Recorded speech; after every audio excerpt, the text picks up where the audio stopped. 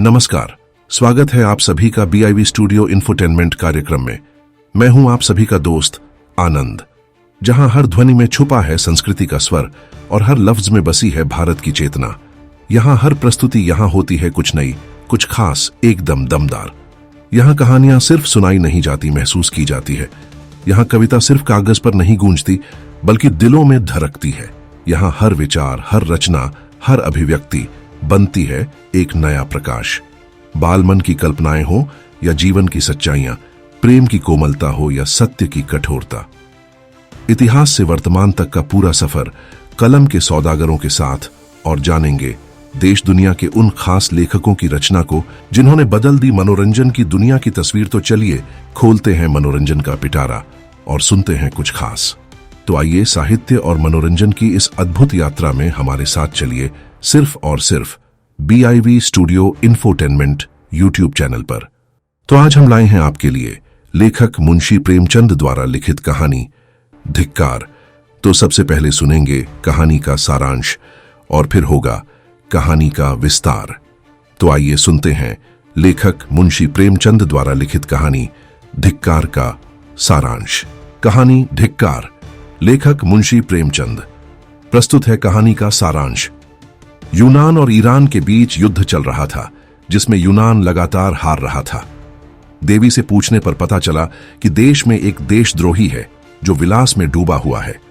खोजबीन के बाद यह व्यक्ति पासोनियस निकला, जो मंदिर की पुजारिन का बेटा था और युद्ध की गुप्त जानकारी ईरान को भेजता था। जनता ने उसे पकड़ने की कोशिश की, लेकिन वह देवी के मंदिर में शरण लेता है।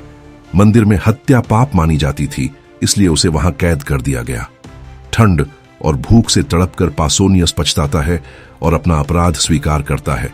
जनता उसे छोड़ने का विचार करती है, लेकिन तभी उसकी मां पुजारिन आकर कहती है कि देश सबसे बड़ा है, मेरा बेटा देशद्रोही है, उसे बाहर मत निकलने दो। वह स्वयं मंदिर का द्वार पत्थरों से बंद करवा देती है। यह कहानी बताती है कि सच्ची देशभक्ति में निजी रिश्तों की बलि भी दी जा सकती है। तो अभी आपने सुनी लेखक मुंशी प्रेमचंद द्वारा लिखित कहानी धिक्कार का सारांश, और अब कहानी विस्तार से। तो आइए सुनते हैं कहानी धिक्कार। ईरान और यूनान में घोर संग्राम हो रहा था। ईरानी दिन दिन बते जाते थे और यूनान के लिए संकट का सामना था। देश के सारे व्यवसाय बंद हो गए थे। हल की मुठिया पर हाथ रखने वाले किसान तलवार की मुठिया पकने के लिए मजबूर हो गए। डंडी तौलने वाले भाले तौलते थे। सारा देश आत्मरक्षा के लिए तैयार हो गया था। फिर भी शत्रु के कदम दिन दिन आगे ही बढ़ते जाते थे। जिस ईरान को यूनान कई बार कुचल चुका था, वही ईरान आज क्रोध के आवेग की भांति सिर पर चढ़ा आता था। मर्द तो रणक्षेत्र में सिर कटा रहे थे और स्त्रियां दिन दिन की निराशाजनक खबरें सुनकर सूखी जाती थीं।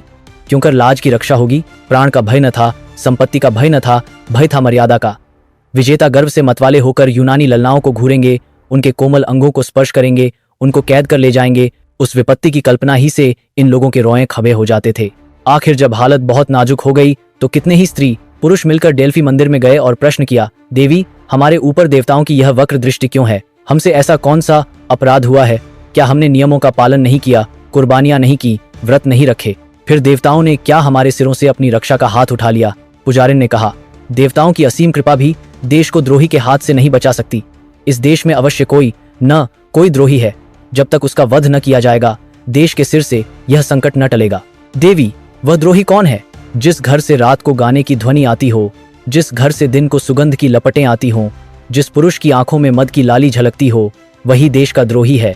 लोगों ने द्रोही का परिचय पाने के लिए और भी कितने ही प्रश्न किए, पर देवी ने कोई उत्तर न दिया। यूनानियों ने द्रोही की तलाश करनी शुरू की। किनके घर में से रात को गाने की आवाजें आती हैं? सारे शहर में संध्या होते स्यापा सा छा जाता था। अगर कहीं आवाजें सुनाई देती थीं तो रोने की, हंसी और गाने की आवाज कहीं न सुनाई देती थी।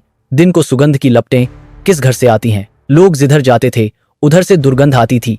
गलियों में कुएं के ढेर पहे रहते थे। किसे इतनी फुर्सत थी कि घर की सफाई करता, घर में सुगंध जलाता? धोबियों का अभाव था, अधिकांश लड़ने के लिए चले गए थे, कपड़े तक न धुलते थे। इत्र फुलेल कौन मलता? किसकी आंखों में मद की लाली झलकती है? लाल आंखें दिखाई देती थीं, लेकिन यह मद की लाली न थी, यह आंसुओं की लाली थी। मदिरा की दुकानों पर खाक उड़ रही थी। इस जीवन और मृत्यु के संग्राम में विलास की किसे सूझता? लोगों ने सारा शहर छान मारा, लेकिन एक भी आंख ऐसी नजर न आई जो मद से लाल हो। कई दिन गुजर गए। शहर में पल पल पर रणक्षेत्र से भयानक खबरें आती थीं और लोगों के प्राण सूखे जाते थे। आधी रात का समय था, शहर में अंधकार छाया हुआ था, मानो श्मशान हो, किसी की सूरत न दिखाई देती थी। जिन नाट्यशालाओं में तिल रखने की जगह न मिलती थी, वहां सियार बोल रहे थे। जिन बाजारों में मनचले जवान अस्त्र शस्त्र सजाए ऐंठते फिरते थे, वहां उल्लू बोल रहे थे। मंदिरों में न गाना होता था न बजाना, प्रासादों में अंधकार छाया हुआ था। एक बुआ यूनानी, जिसका इकलौता लड़का लहाई के मैदान में था, घर से निकला और न जाने किन विचारों की तरंग में देवी के मंदिर की ओर चला। रास्ते में कहीं प्रकाश न था, कदम कदम पर ठोकरें खाता था, पर आगे बढ़ता चला जाता। उसने निश्चय कर लिया था कि या तो आज देवी से विजय का वरदान लूंगा या उनके चरणों पर अपने को भेंट कर दूंगा। सहसा वह चौंक पा, देवी का मंदिर आ गया था और उसके पीछे की ओर किसी घर से मधुर संगीत की ध्वनि आ रही थी। उसको आश्चर्य हुआ, इस निर्जन स्थान में कौन इस वक्त रंगरेलियां मना रहा है। उसके पीछे की ओर किसी घर से मधुर संगीत की ध्वनि आ रही थी। पैरों में पर से लग गए, मंदिर के पिछवाए जा पहुंचा। उसी घर से जिसमें मंदिर की पुजारिन रहती थी, गाने की आवाजें आती थीं। वृद्ध विस्मित होकर खिड़की के सामने खड़ा हो गया। चिराग तले अंधेरा, देवी के मंदिर के पिछवाए यह अंधेर। बूहे ने द्वार से झांका। एक सजे हुए कमरे में मोमबत्तियां झाओं में जल रही थीं। साफ सुथरा फर्श बिछा हुआ था और एक आदमी मेज पर बैठा हुआ गा रहा था। मेज पर शराब की बोतल और प्यालियां रखी हुई थीं।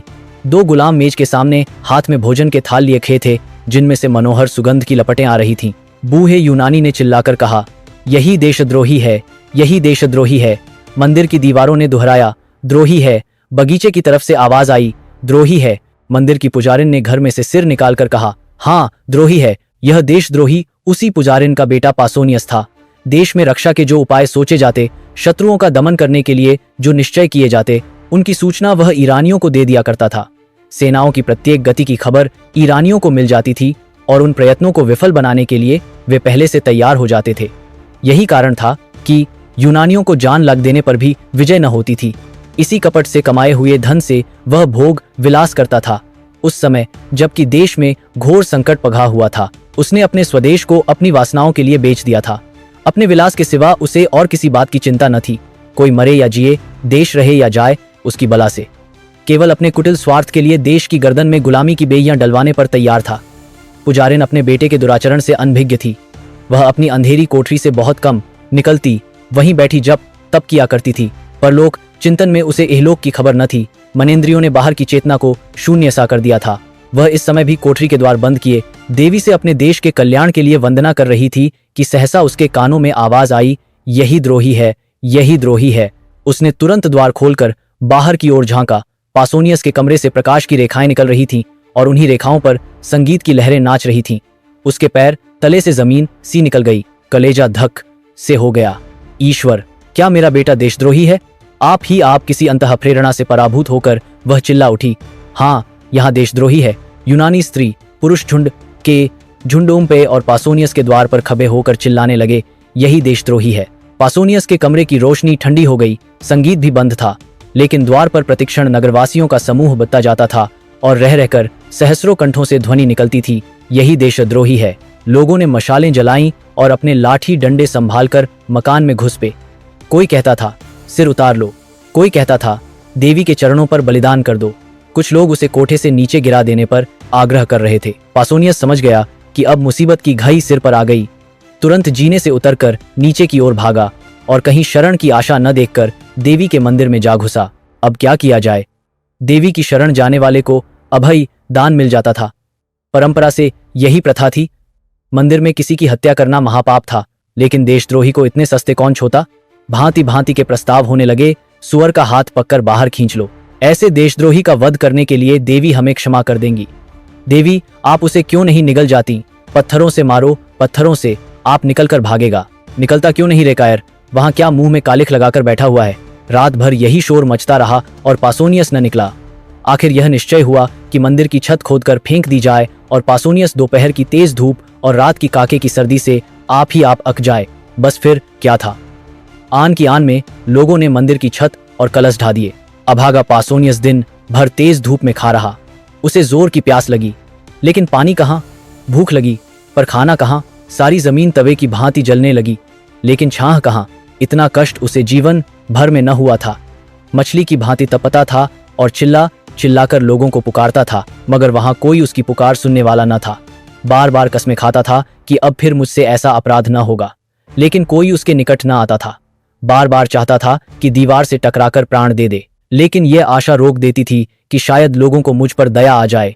वह पागलों की तरह जोर जोर से कहने लगा, मुझे मार डालो, एक क्षण में प्राण ले लो, इस भांति जलाकर न मारो। ओ हत्यारो, तुमको जरा भी दया नहीं। दिन बीता और रात, भयंकर रात आई। ऊपर तारागण चमक रहे थे, मानो उसकी विपत्ति पर हंस रहे हों। ज्यों ज्यों रात भीगती थी, देवी विकराल रूप धारण करती जाती थी। कभी वह उसकी ओर मुंह खोलकर लपकती, कभी उसे जलती हुई आंखों से देखती। उधर क्षण क्षण सर्दी बती जाती थी। पासोनियस के हाथ पांव अखने लगे, कलेजा कांपने लगा, घुटनों में सिर रखकर बैठ गया और अपनी किस्मत को रोने लगा। कुर्ते को खींचकर कभी पैरों को छिपाता, कभी हाथों को, यहाँ तक कि इस खींचातानी में कुर्ता भी फट गया। आधी रात जाते जाते बर्फ गिरने लगी। दोपहर को उसने सोचा, गर्मी ही सबसे कष्टदायक है। इस ठंड के सामने उसे गर्मी की तकलीफ भूल गई। आखिर शरीर में गर्मी लाने के लिए एक हिकमत सूझी। वह मंदिर में इधर उधर दौड़ने लगा, लेकिन विलासी जीव था, जरा देर में हाफ कर गिर पा। प्रातःकाल लोगों ने किवाड़ खोले तो पासोनियस को भूमि पर पड़े देखा। मालूम होता था उसका शरीर अक गया है। बहुत चीखने चिल्लाने पर उसने आंखें खोलीं, पर जगह से हिल न सका। कितनी दयनीय दशा थी, किंतु किसी को उस पर दया न आई। यूनान में देशद्रोह सबसे बड़ा अपराध था और द्रोही के लिए कहीं क्षमा न थी, कहीं दया न थी। एक, अभी मरा नहीं है। दूसरा, द्रोहियों को मौत नहीं आती। तीसरा, पा रहने दो, मर जाएगा। चौथा, मक्र किए हुए है। पांचवां, अपने किए की सजा पा चुका, अब छोड़ देना चाहिए। सहसा पासोनियस उठ बैठा और उद्दंड भाव से बोला, कौन कहता है कि इसे छोड़ देना चाहिए? नहीं, मुझे मत छोड़ना, वरना पछताओगे। मैं स्वार्थी हूँ, विषय भोगी हूँ, मुझ पर भूल कर भी विश्वास न करना। आह, मेरे कारण तुम लोगों को क्या क्या झेलना पा। इसे सोचकर मेरा जी चाहता है कि अपनी इंद्रियों को जलाकर भस्म कर दूं। मैं अगर 100 जन्म लेकर इस पाप का प्रायश्चित्त करूं तो भी मेरा उद्धार न होगा। तुम भूल कर भी मेरा विश्वास न करो। मुझे स्वयं अपने ऊपर विश्वास नहीं। विलास के प्रेमी सत्य का पालन नहीं करते। मैं अब भी आपकी कुछ सेवा कर सकता हूँ। मुझे ऐसे ऐसे गुप्त रहस्य मालूम है जिन्हें जानकर आप ईरानियों का संहार कर सकते हैं, लेकिन मुझे अपने ऊपर विश्वास नहीं है और आपसे भी यह कहता हूँ कि मुझ पर विश्वास न कीजिए। आज रात को देवी की मैंने सच्चे दिल से वंदना की है और उन्होंने मुझे ऐसे यंत्र बताए हैं जिनसे हम शत्रुओं को परास्त कर सकते हैं, ईरानियों के बत्ते हुए दल को आज भी आन की आन में उगा सकते हैं। लेकिन मुझे अपने ऊपर विश्वास नहीं है। मैं यहाँ से बाहर निकलकर इन बातों को भूल जाऊंगा। बहुत संशय है कि फिर ईरानियों की गुप्त सहायता करने लगूं, इसलिए मुझ पर विश्वास न कीजिए। साथियों, अगर आपको यह कार्यक्रम पसंद आ रहा है तो आप हमारे चैनल को जल्दी से लाइक और सब्सक्राइब कर दीजिए। आपके लाइक और सब्सक्राइब से हमें बहुत हिम्मत मिलती है। तो BIV studio infotainment YouTube channel को लाइक और सब्सक्राइब करते रहें। हम आपको इसी तरह मनोरंजन से भरपूर रोचक साहित्य सुनाते रहेंगे। तो साथियों, आगे बढ़ते हैं और सुनते हैं कार्यक्रम का शेष भाग। एक यूनानी देखो देखो क्या कहता है। दूसरा, सच्चा आदमी मालूम होता है। तीसरा, अपने अपराधों को आप स्वीकार कर रहा है। चौथा, इसे क्षमा कर देना चाहिए और यह सब बातें पूछ लेनी चाहिए। पांचवा, देखो, यह नहीं कहता कि मुझे छोड़ दो, हमको बार बार याद दिलाता जाता है कि मुझ पर विश्वास न करो। छठा, रात भर के कष्ट ने होश ठंडे कर दिए, अब आंखें खुली हैं। पासोनियस, क्या तुम लोग मुझे छोड़ने की बातचीत कर रहे हो? मैं फिर कहता हूं कि मैं विश्वास के योग्य नहीं हूं, मैं द्रोही हूं। मुझे ईरानियों के बहुत से भेद मालूम है। एक बार उनकी सेना में पहुंच जाऊं तो उनका मित्र बनकर सर्वनाश कर दूं, पर मुझे अपने ऊपर विश्वास नहीं है। एक यूनानी धोखेबाज इतनी सच्ची बात नहीं कह सकता। दूसरा, पहले स्वार्थांध हो गया था, पर अब आंखें खुली हैं। तीसरा, देशद्रोही से भी अपने मतलब की बातें मालूम कर लेने में कोई हानि नहीं है। अगर वह अपने वचन पूरे करे तो हमें इसे छोड़ देना चाहिए। चौथा, देवी की प्रेरणा से इसकी कायापलट हुई है। पांचवां, पापियों में भी आत्मा का प्रकाश रहता है और कष्ट पाकर जागृत हो जाता है। यह समझना कि जिसने एक बार पाप किया वह फिर कभी पुण्य कर ही नहीं सकता। मानव चरित्र के एक प्रधान तत्व का अपवाद करना है। छठा, हम इसको यहाँ से गाते बजाते ले चलेंगे। जन समूह को चकमा देना कितना आसान है। जनसत्तावाद का सबसे निर्बल अंग यही है। जनता तो नेक और बद की तमीज नहीं रखती, उस पर धूर्तों, रोंगे, सियारों का जादू आसानी से चल जाता है। अभी एक दिन पहले जिस पासोनियस की गर्दन पर तलवार चलाई जा रही थी, उसी को जुलूस के साथ मंदिर से निकालने की तैयारियां होने लगीं, क्योंकि वह धूर्त था कि जनता की कील क्यों कर घुमाई जा सकती है। एक स्त्री, गाने बजाने वालों को बुलाओ, पासोनियस शरीफ है। दूसरी, हाँ, पहले चलकर उससे क्षमा मांगो, हमने उसके साथ जरूरत से ज्यादा सख्ती की।